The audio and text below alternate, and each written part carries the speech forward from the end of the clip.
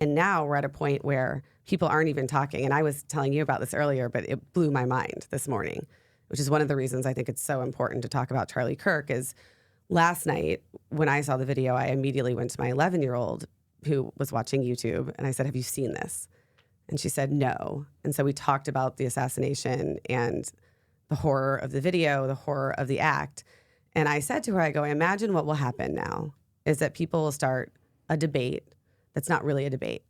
Some people will say, well, Charlie Kirk was a terrible person and he brought this upon himself. And some people will say Charlie Kirk is a hero. But it doesn't really matter what you think about Charlie Kirk, because the thing that matters is that no one deserves to die for sharing their opinions.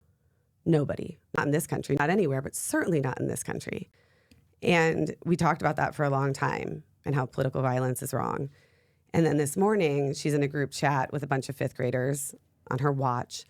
And this morning, she was listening. Kids were going back and forth. You know, Charlie Kirk was bad. Charlie Kirk was good. And Sloan asked me, she's like, Mom, how did you know this would happen? I'm like, because this is what always happens right now in this moment in history.